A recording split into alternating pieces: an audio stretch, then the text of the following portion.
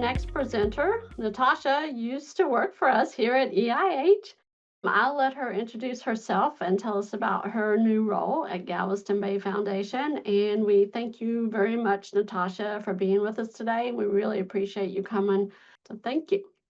Of course, I'm happy to be here. Yeah, my name is Natasha Zarnstorff. I used to be at EIH. Now I am at Galveston Bay Foundation, and I am the water protection manager. So our focus in my program area is citizen science. So we have a bunch of volunteers who go out and monitor water quality around Galveston Bay on a monthly basis. We do work in marine debris, both in removal and data collection, as well as outreach and water conservation work. So we'll be talking about some of those programs today and also tying them back into other organizations and kind of what they do.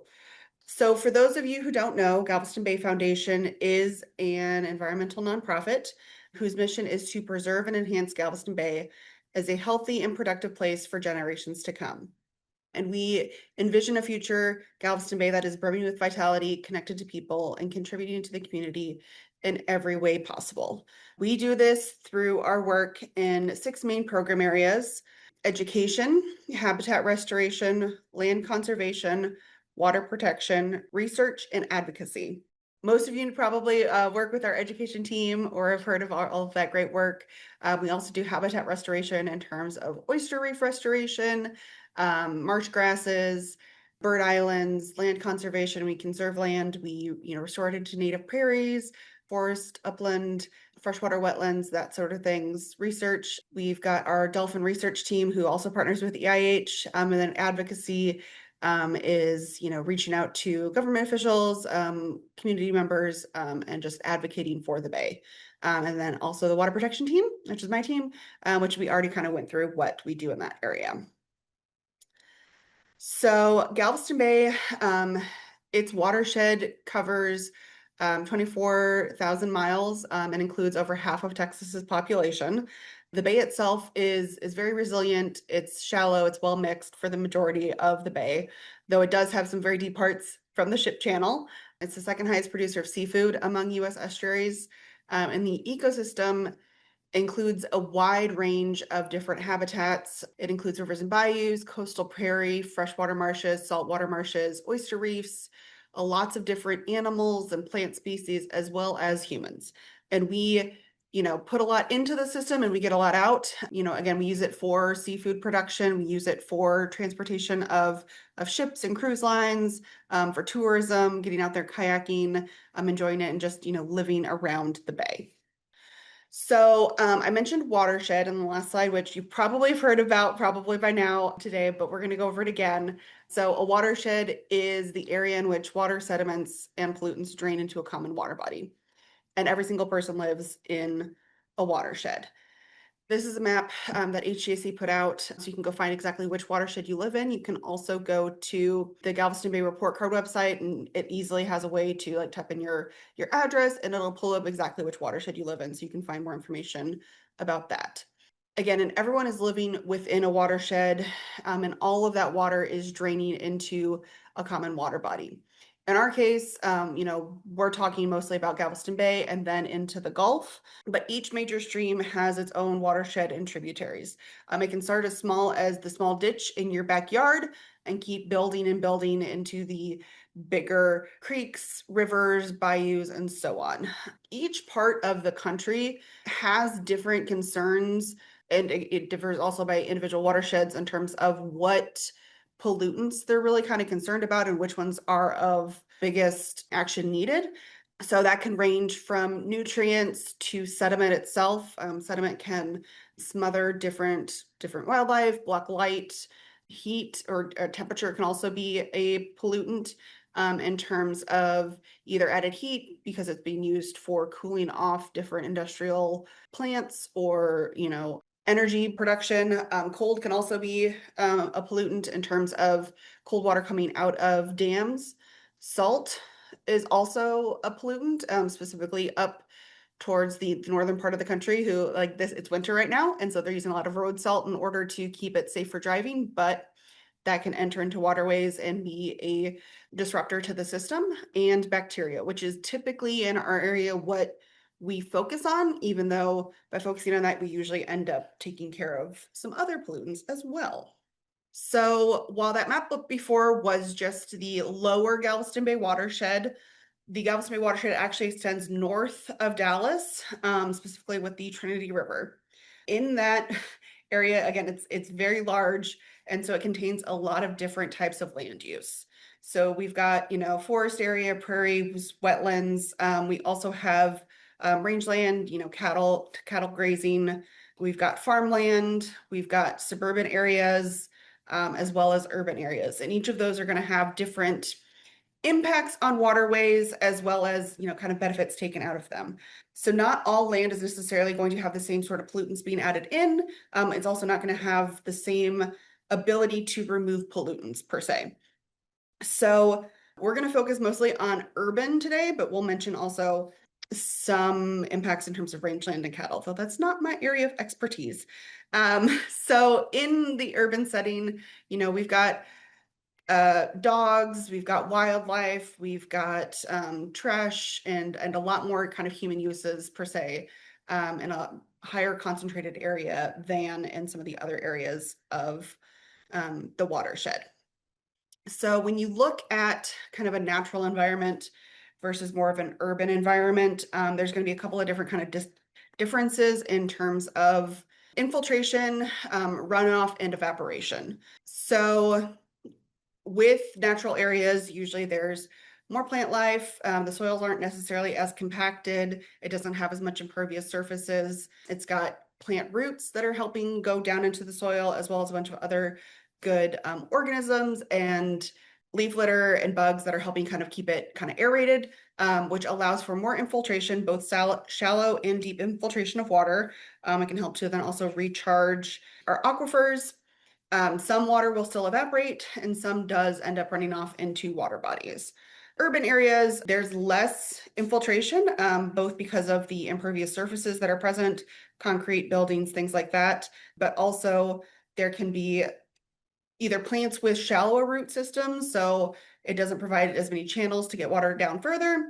It can be that sometimes the soil that is present, we're cutting the grass really low, so it doesn't help retain moisture, causing it to run off quicker. We are having a bunch of construction previously on that land, even though now maybe it's a field, so that compacted some soil some, making it harder for water to infiltrate, or other things like that. So we do get some infiltration and some deep infiltration, but a lot more water is running off a lot quicker. And we do sometimes design things in order to kind of control that runoff and keep it moving quicker to avoid flooding and those sorts of issues. So that stormwater runoff, when it's running off, it is picking up everything that is on the ground and bringing it into our waterways. The natural areas, they can still have pollutants and things like that, but in urban areas, again, because we just have such a high concentration or a high amount of runoff, it's kind of amplifying some of the pollutants that are found on the ground. So we've got, again, various waste from wildlife and human animals. We've got trash, sediment. We've got sediment from construction areas, tire wear. So every time we're driving our cars, the rubber can wear off, and that's another pollutant that maybe people don't think about. All of that is ending up into our waterways. All of those pollutants, everything that we're adding to our yards and stuff, can end up, again, in our waterways and then having an impact. So nutrients can cause algal blooms, low dissolved oxygen, poor water clarity, inhibiting then the plant growth, and then it's stressing out organisms. Sediments, similar things, it again can reduce water clarity and prohibit aquatic plant growth. And then there's also toxicants and bacteria and things like that that are human health concerns, affect the food chain and all of that. Again, when we're able to kind of help filter out some of that, we reduce those impacts. And all of the things that are mentioned kind of here are mostly considered, when you're thinking of them, you're probably thinking of more like chemicals or smaller things that are hard to see, but pollutants aren't necessarily just those kind of small things. Trash is also considered a pollutant, and it'll actually have impacts kind of similar to sediment, and it can actually also have some of the toxic and nutrient impacts as well. Litter is unsightly. People don't like to see it. It can impact tourism, and cost a lot to keep things clean, and removed. It can block light, similar to that sediment that I mentioned before. It can reduce oxygen levels because it's blocking light access to plants. It can leach chemicals from whatever type of debris it is. So, there's treated lumber, which can leach chemicals, plastics. Chemicals are also even found in, paper materials and things like that. They can leach chemicals. They can also hold on to chemicals. So if there's other chemicals that have been released into the area, sometimes they will actually absorb them and then help transport them. And then when they break down into smaller pieces, then that's when they're released. There's also been some newer research showing that each debris, plastics is one of the ones that they were looking at specifically, but can form their own kind of microbiome similar to like our guts, but it's on just like the outside of the debris. And it can then have a different sort of biological makeup than what we're finding in the waterway, which means it can help transport pathogens and other bacteria around as well, giving them kind of like a place to live. The litter also will clog storm drains. Besides just clogging the storm drains themselves, it can clog the rivers by getting entangled in trees and other vegetation, kind of causing larger kind of mats, which can lead to increased flooding risks. Trash can also end up causing danger for wildlife. We've all probably seen, pictures of the sea turtle with the straw up the nose, entanglement, where fishing line or balloon ribbons or things like that get entangled around feet, wings, making it harder for animals to get around. It can also be ingested, whether intentionally or not. It can be, thought that it is food items and then consumed, or it can have been consumed by something else and then get eaten. It also carries up into the food chain. So again, if a small fish eats a piece of debris and then gets eaten by the bird, it gets kind of keeps incorporating further up that food chain. So it can cause a lot of different problems. So in urban areas, we do see usually more of these impacts. Again, we've got a lot more people, so we've got a lot more trash produced. And even if people are trying to get it into the proper locations, such as trash trucks and stuff, it can fly out. Things can get washed away in storms if not properly contained, and then washed into our waterways. Some people also think that our storm drains are treated, so they aren't concerned about the litter. They think that it's going to be filtered out anyway and removed, so it's not of a concern. But storm drains don't do that. We don't have the capacity in order to filter all of that out and treat all of it. It is more of a stormwater conveyance system, just kind of trying to move that water out of the way to reduce flooding risks and things like that. So this photo was taken on Greens Bayou when we were doing a cleanup, and you can see the vegetation, but then also all of the trash has kind of gotten trapped in there. And that's just the larger pieces of visible trash. So we've got water bottles, we can see a soccer ball, food containers, all of those sorts of things. So we go out and we try to remove this debris either in walkable areas, so before it gets to the waterway. We have done cleanups also with kayaks and things like that to try to get it once it's already in the waterway, or further downstream on our beaches and just removing it at that point.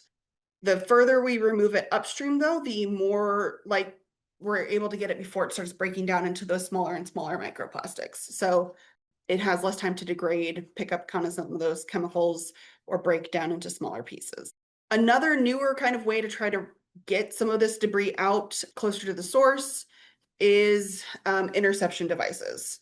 So there's multiple different ways. I just kind of chose two to kind of mainly show and focus on here. But these devices are, once the debris is in the water, trying to collect it so it doesn't keep moving further downstream, and then remove it. So litter booms are a floatable device that can go across a stream.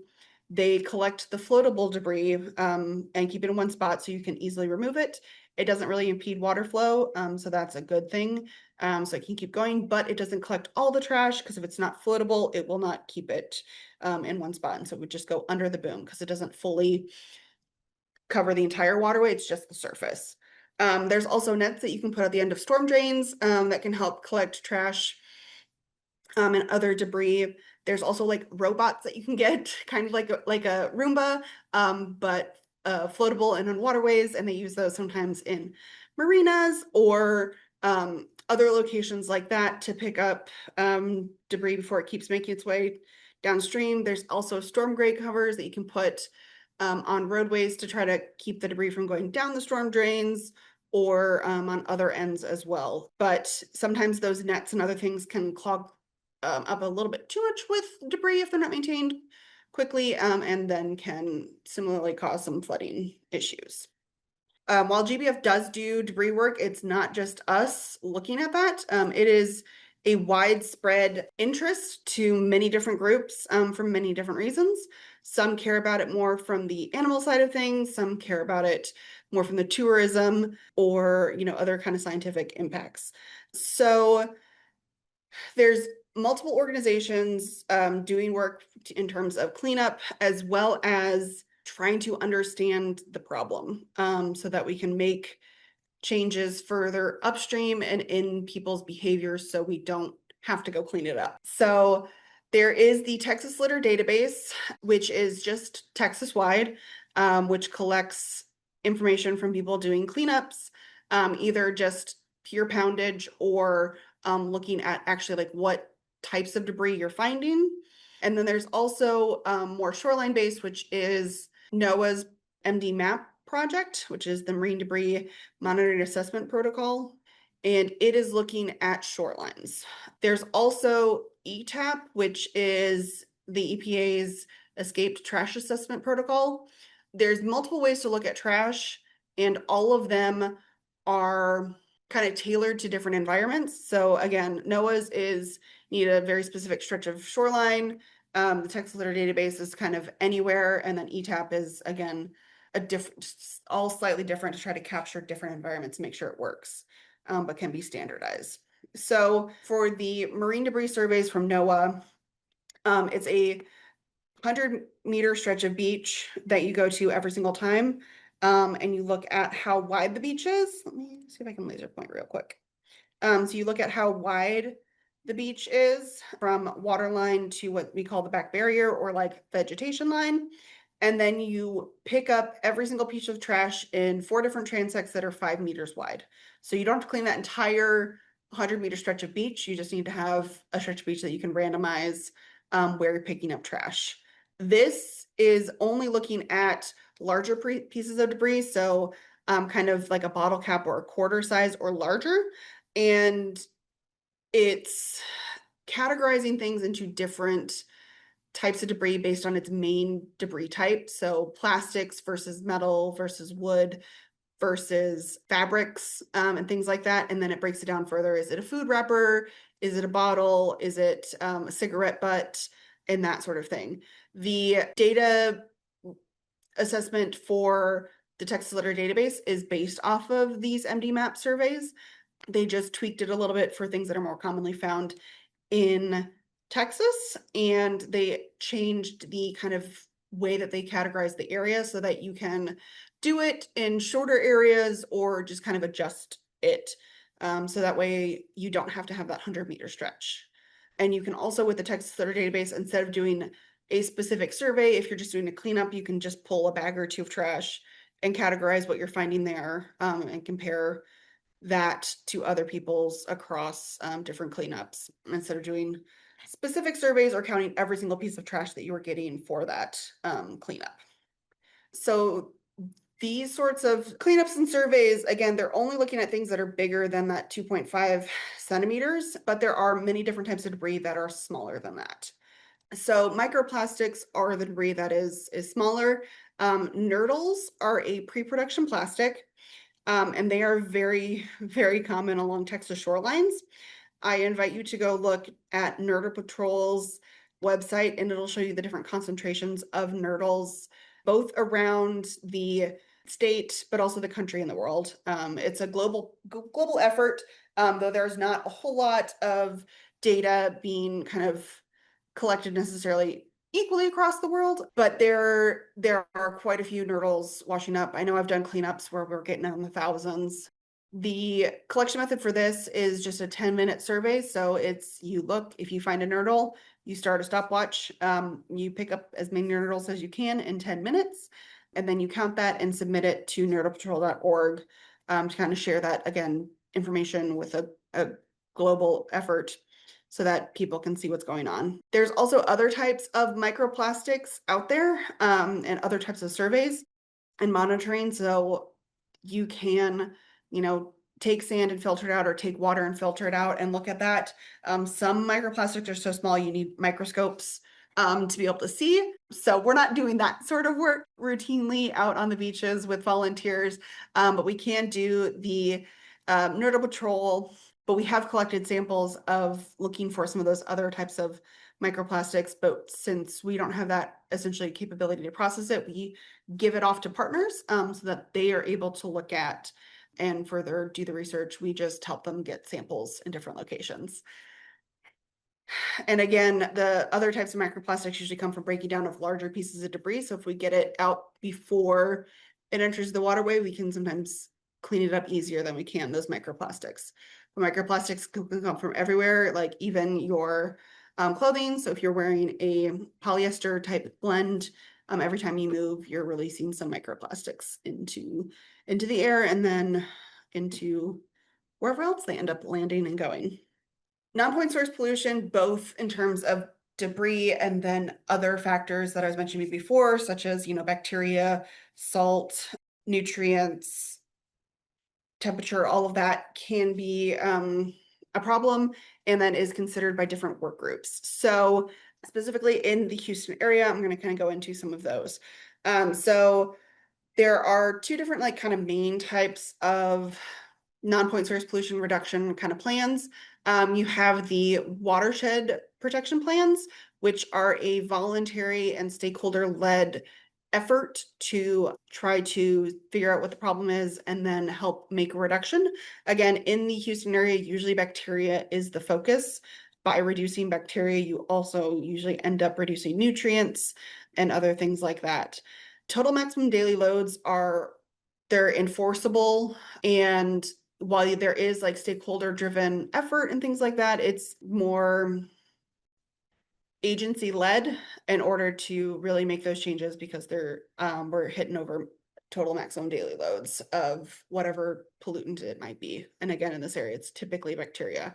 There is the bacterial implementation group, which focuses on, it's number one on the map there. So it covers a wide range of areas, sometimes even sub watershed protection plans, all to try to reduce bacteria in the area and get a large group of people in the room that are all dealing with it in their local area to get together and try to discuss ways to reduce that bacteria level.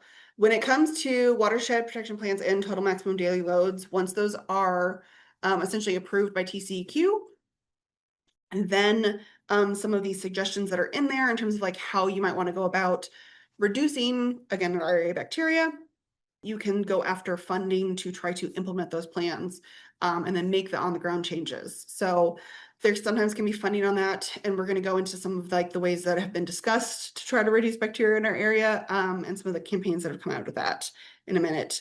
There's also the Galveston Bay Estuary Program, which focuses on the whole lower Galveston Bay watershed area and trying to reduce pollutants, but then also just make, general improvements to the area to keep it healthy and functioning. It does restoration work and brings together a bunch of stakeholders into the room to kind of, again, look and see what the priority areas in the Houston area are and what we need to do to accomplish those. And those sorts of stakeholder groups can even increase further than just our local areas. So there's also the Gulf of America Alliance, which is all 5 Gulf states working together to accomplish a similar thing. So what they call it, instead of a watershed protection plan or anything like that, they call it the governor's action plan. So all 5 governors have to sign off on it. And it focuses on different areas, one of which is water protection. And again, kind of what actions are needed in order to try to make those improvements to our area to help protect the Gulf. So again, those different watershed protection groups usually come up with some sort of kind of list of things that they think they can accomplish in order to reduce whatever the pollutant load is and whatever highest concentration. In urban areas, while they do take into account, like wildlife, we don't really want to do anything to reduce wildlife unless what we're doing is like just, increasing riparian areas to hopefully filter out some of the pollutants that way. We're not going to be looking necessarily at wastewater treatment plants or things like that. Those are more enforcement areas, but we want to get them into compliance where possible. But those tend to be a little bit more of a point source pollution issue for the most part. And then on-site septic is also usually considered in there. But a lot of the other non-point source pollution kind of areas, it's an everyone problem. We all have to take effort. And so trying to figure out how to encourage those behavior changes is a large portion of watershed protection planning. And when looking at urban areas, one of the big considerations tends to be pets and pet waste. The amount of waste in urban areas from pets is usually highly concentrated. And so most watershed protection plans and like groups across the country want to encourage people to pick up after their dogs as much as possible. So on the left, there is a sign. It's just a chunk of a handout that HGAC, so locally, puts out. But then there's another very similar one that's out of somewhere on the East Coast. But it's kind of a countrywide effort to try to get people to pick up after their pets, because the bacteria that we're caring about in waterways is ones that would potentially impact human health or fishing. And it comes from dogs, wildlife, birds, as well as, human waste as well. But we want to try to control what we can. So there's a lot of effort in trying to convince people to pick up after their pets and dispose of it properly, either in a trash can, or there's like recommendations further down on the sign in terms of where you can bury it too, is another option. Most watershed protected plans in the Houston area include this as part of the effort. Another type of, again, even countrywide effort is to reduce the amounts of fats, oils, and greases going down the drain. In our area, we call it either Cease the Grease, that's GBF version, or Protect the Pipes, which is Houston. Dallas has another similar effort. But anytime fats, oils, or greases go down the drain, or the flushable wipes, which aren't really flushable, they can clog up pipes, end up leading to what sometimes are called fatbergs, which are just a glob of that solidified oil and grease. And it can lead to burst pipes and leaking untreated sewage water entering into water bodies, which is not ideal. So it costs the city and the county a lot of money to go fix those pipes, to detect them in the first place. And so again, this is something that is a countrywide issue, but different areas will focus on it in different ways. So we try to have a list of where you can take your used cooking oil and fats to go recycle, and just encourage people to, scrape out your pans and throw that away, as well as same with your cooking oil. You want it not to go down the drain and end up in the trash instead, however you need to go about doing that. In our area, because we do have such a high amount of boat use and our more coastal waterways, boat waste is a high level of concern, especially if that boat has a head on board or a toilet. We want to make sure that people are collecting the waste in their boat and then pumping it out at a proper location. There's been various campaigns to try to encourage boaters to do this. So again, there's not untreated sewage just leaking out of their boats. Other places where there's, again, high concentrations of boats, that's also can be a concern and an issue to try to educate boaters on that. Besides just trying to reduce non-point source pollution, if we reduce the amount of runoff that's happening in general, it allows more time for that infiltration to happen, and whatever is in the water kind of, again, slowing down and not necessarily like making its way into our rivers and creeks and streams. This is a statewide effort, though GBF helped with the more local kind of push. It's called Water My Yard. It's a statewide effort led by AgriLife Extension and developed essentially a tool that will tell you based on your location, your sprinklers, all of that, how much you need to water to keep your yard alive, but not overwatered. When your lawn is alive, which I know Selena's talking after me and she knows way more about all of this than I do, but when your yard is alive, it helps to keep that infiltration happening, allowing that water to penetrate the ground, but you don't want too much that you don't have enough space essentially for water when there's rain. And a lot of household irrigation water is wasted either because the grass doesn't actually need it or it's hitting an impervious surface like your sidewalk or your driveway and running off. And so if we're able to, again, reduce the amount of water, we're not wasting water and we're able to keep and reduce stormwater runoff. And then I know when I first hopped on, you guys are already kind of talking about it, but other ways that we can help reduce stormwater runoff is by using native plants. They are adapted for the climate that they're in. They help hold on to moisture. They're usually taller too. When you mow your yard and you mow it very short, you're increasing the amount of evaporation. It's not holding on to water as well, and then can also dry out and then lead to it not being able to absorb water during stormwater runoff and rain events. You can also reduce the amount of paved areas that you have. You can, replace it with just plants in general, or there's different types of permeable pavement. Like if you need to have a parking area or things like that, there are ways to do that. And just preserving green spaces in general so they don't get concreted over and, reducing that and increasing the amount of non-permeable areas. Another way to help reduce stormwater runoff is rain barrels. You can install them in homes, businesses, schools, etc. And they help to collect water to again kind of reduce that pulsal stormwater runoff during a storm event. They are very easy to install. Obviously, one barrel is not going to fix the problem, but the more people that use them in our area, the better, and we can reduce kind of flooding and again, water use and stormwater runoff. With that, I'm pretty much just gonna finish up, and if anyone has any questions, let me know. What's your coordination with the upper portions of the other parts of the Trinity coming north into like the different segments? What's y'all's communication with them? So it kind of depends on the area. So right now we've got some work more with the marine debris side of things. As most of you probably know, the World Cup is about to happen this summer. So we're trying to work with them in terms of a coordinated effort on debris surveys and things like that, especially around the World Cup to see what's happening there.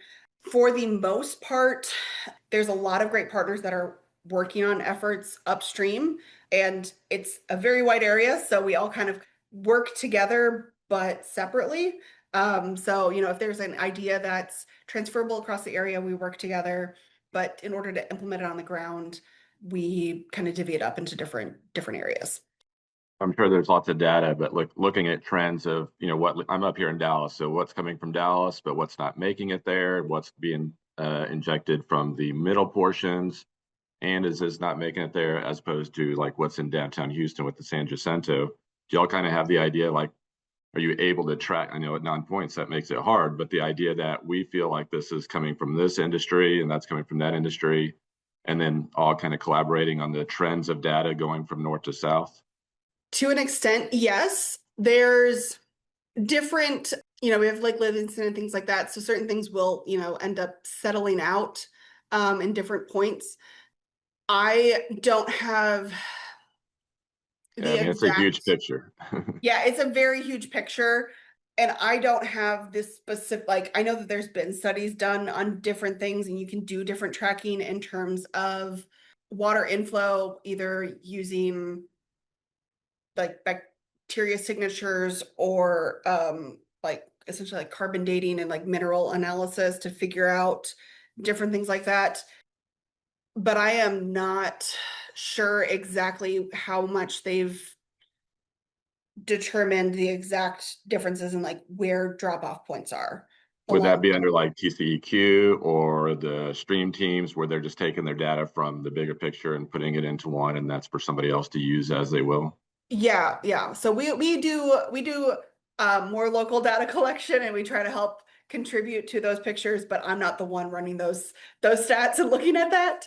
TCEQ does do work with that, Texas Water Development Board, and they can do dye tracing and things like that too to figure out where everything's kind of ending up. Y'all coordinate with like if there's other programs like yourself in the Aransas area, the Matagorda Bay or San Antonio Bay, do you coordinate with them and be like, oh, we didn't think about that kind of program. How could we get that working? Because we have that same issue. Yeah, Y'all yeah. coordinate with them. We attend different conferences and different working groups, not just through the Texas area, but there's a group of volunteer water quality monitoring across the entire country. So different program areas get together to kind of see, you know, what works best for them. And we can all kind of learn together because we don't want to reinvent the wheel. We want to try to learn from each other so that we can maximize our effort. We're, you know, a lot of nonprofits, it's hard to, we want to maximize our time so that we're not, again, just trying to develop some new grand thing that someone already else has already kind of figured out how to do. Our oyster shell recycling program works very closely with like Corpus Christi, and there's again like all across the Gulf states, and then even up. They were just in New Jersey talking to a bunch of different shell recyclers. So all of our different program areas kind of try to coordinate and work with different nonprofits and regulatory agencies and that so that we're all supporting each other and learning from each other's Awesome. Well, efforts. thank you. Thank you for what you do. My question was, you work with a lot of different volunteers and you have different programs that are going on. How do you get people to the events? Like, you have a social media presence? Do you go to local schools, colleges? Are they just annual events that happen every year? How do you get people to do these programs? So it depends. We do have some events that are just an annual program. So like Marsh Mania is one of our very, very long-term events. It happens once a year. It's planting marsh grasses. Yep, I'm also wearing my Marsh Mania shirt today. So those are kind of known and people love them and they look forward to them. And so we've got a lot of repeat volunteers on that. We've got other more like kind of pop-up like cleanups and things like that we use social media. We try to coordinate with other partners to kind of share that out. We have newsletters.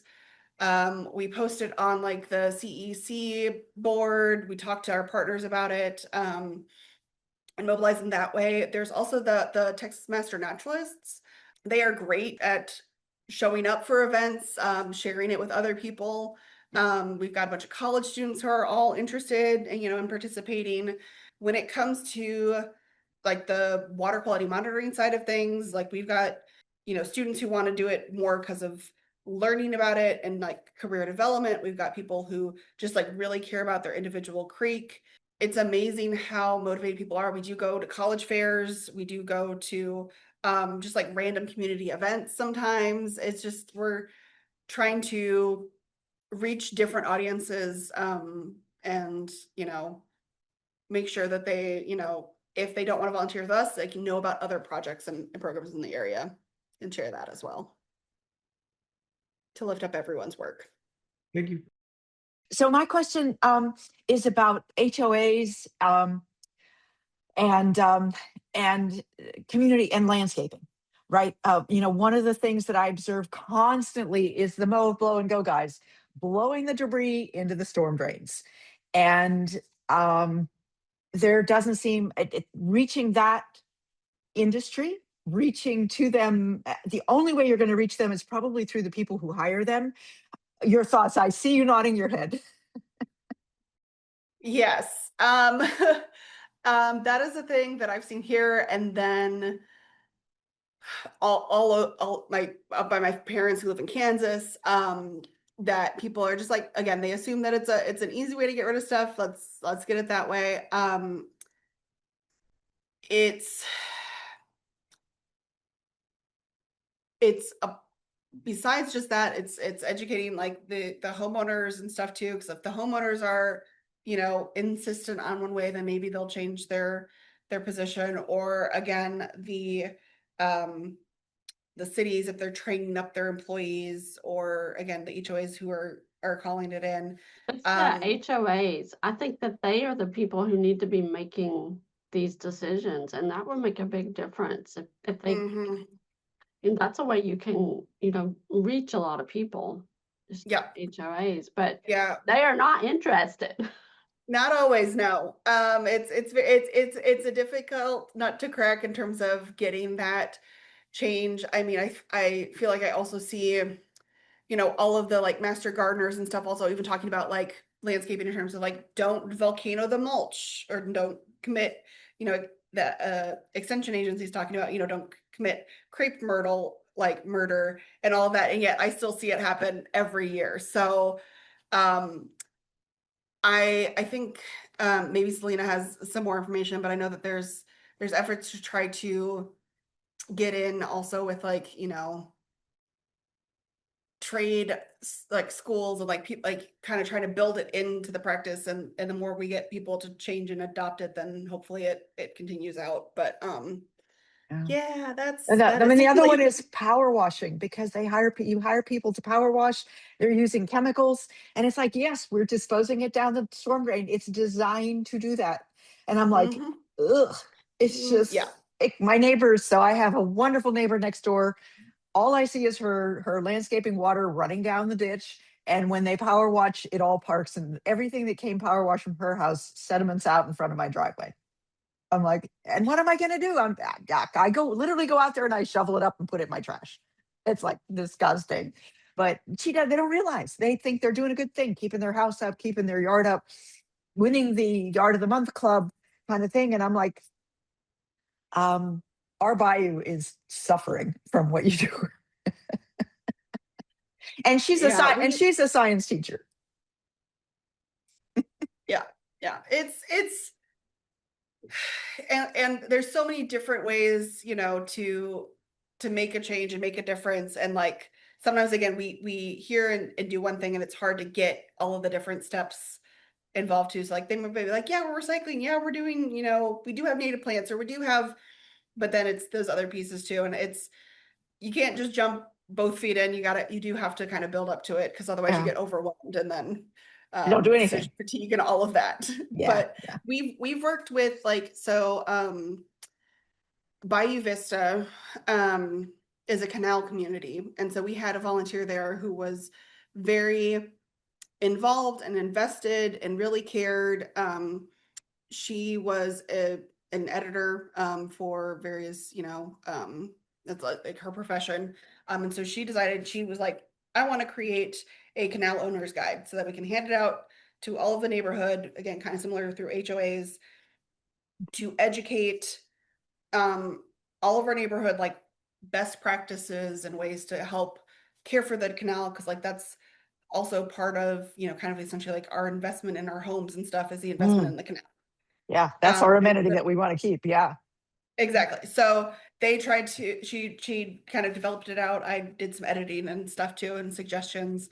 And she listed a bunch of resources and again, ways to try to increase people's understanding and care of it. And then she got the city council to help pay for printing and distributed it. So Oh, cool. I think more of those sorts of efforts, when it's especially spearlet and headed up by a local community member who's trusted, gets the best kind of buy-in from others for the most part. But it just kind of in every community is different, and every I attended a recent like conference and training on what's called community-based social marketing, which is all about trying to like outreach campaigns and things like that and trying to get that behavior change and like the science and psychology kind of behind that. And it's very interesting and how all that works, and like certain things you might have heard of, like, oh yeah, it's best to do this to get people to like pick up after their dog, and you're like,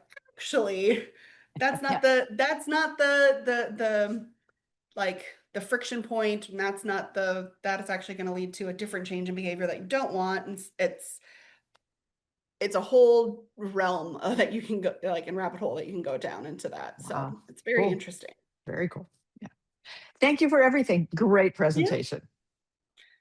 Any other questions or anything? All right, lots of claps for you, Natasha. Thank you. Of course. And if anyone wants any resources or anything specific that I mentioned, let me know and I can send those over.